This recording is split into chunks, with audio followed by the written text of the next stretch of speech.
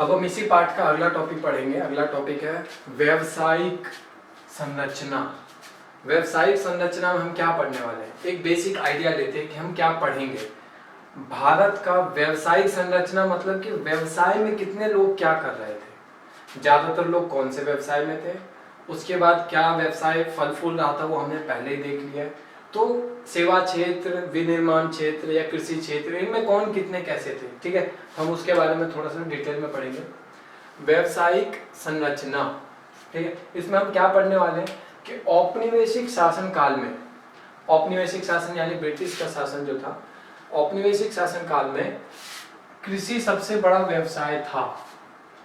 हमने पहले भी देखा है कि भारत की 70% या उससे आधे से ज्यादा जनसंख्या जो थी वो कृषि में थी, ठीक है, और इतना ज्यादा आदमी होने के बावजूद कृषि क्षेत्र जो था इतना फल फूल नहीं रहा था, ठीक है।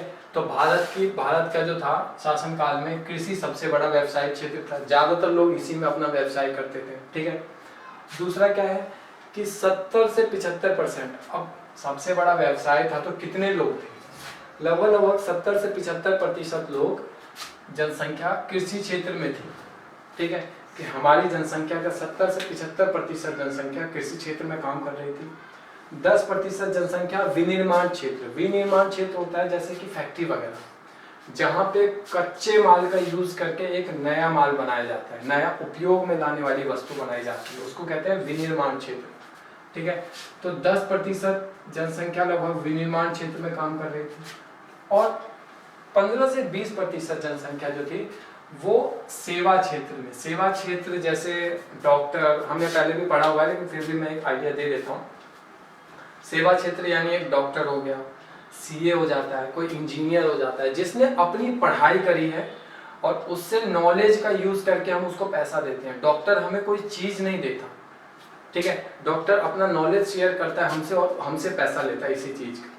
सीए हमें कोई वस्तु नहीं देता, जैसे दुकान पे जाते पैसा देने पे हमें वस्तु मिलता है, वस्तु नहीं मिलता, वो अपनी नॉलेज शेयर करता है, बदले में हम उसको पैसा देते हैं, ठीक है। तो ऐसे ही सेवा क्षेत्र में वो लगाते हैं जो अपनी नॉलेज शेयर करते हैं, जो इन्होंने नॉलेज गेन करी हुई है वो नॉलेज शेयर करते हैं, तो वो सेवा क्षेत्र हो जाता है। नॉलेज जरूरी नहीं है सिर्फ नॉलेज, एक बाइक पे मैं कहीं जा रहा हूँ या फिर बस में जा रहा हूँ, मैं बस वाले को मैंने 15 रुपए दिए, उसने यहाँ से यहाँ तक छोड़ दिया, वो भी एक सेवा क्षेत्र का पार्ट है, उसने हमारी सेवा करी एक तरीके से, उसने हमें कोई वस्तु नहीं दी 15 रुपए के बदले, ठीक है।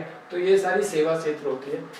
तो 70 से 75% जनसंख्या कृषि क्षेत्र, लगभग 10% जनसंख्या विनिर्माण क्षेत्र, और लगभग 15 से 20% जनसंख्या सेवा क्षेत्र में थी, ठीक है।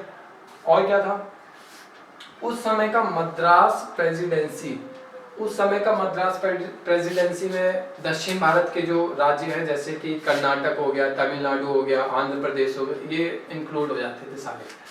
तो मद्रास प्रेसिडेंसी, मुंबई और बंगाल, बम्बई प्रेसिडेंसी जिसको हम कहते थे, और बंगाल प्रेसिडेंसी, पूर्वी भारत, आज का पूर्वी भारत, ये ऐसे कुछ क्षेत्र हैं जिनमें कृषि क्षेत्र कर निर्भरता में कमी आ रही थी। मतलब देखो पहले क्या था कि मैक्सिमम लोग, ज्यादा से ज्यादा लोग कृषि क्षेत्र पर ही निर्भर थे, ठीक है, सारी कमाई वहीं से होती थी, भरण पोषण वहीं से होता था कृषि क्षेत्र से।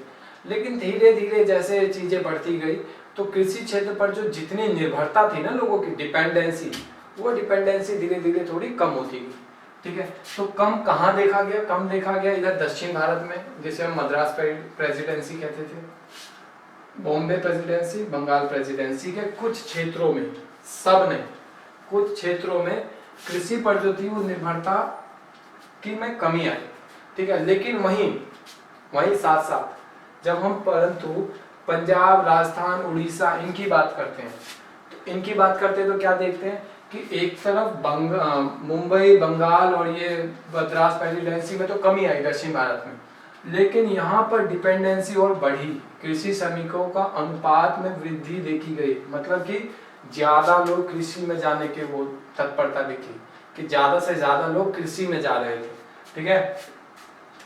तो पंजाब, राजस्थान और उड़ीसा में कृषि क्षेत्रों के अनुपात में वृद्धि देखी गई, एक तरफ इन प्रांतों में कमी देखी गई और इन प्रांतों में वृद्धि देखी गई, ठीक है। तो दोनों चीज एक साथ हो रहा था। हमने अभी देखा कि व्यावसायिक संरचना मतलब भारत की जनसंख्या मैक्सिमम किस व्यवसाय में थी, क्या क्या व्यवसाय थे और कहाँ कहाँ मैक्सिमम कम कैसे था। ठीक है, अब हम अगला टॉपिक देखेंगे, तब तक आप रिवीजन कीजिए पिछले वीडियो का और मिलते हैं अगले वीडियो में।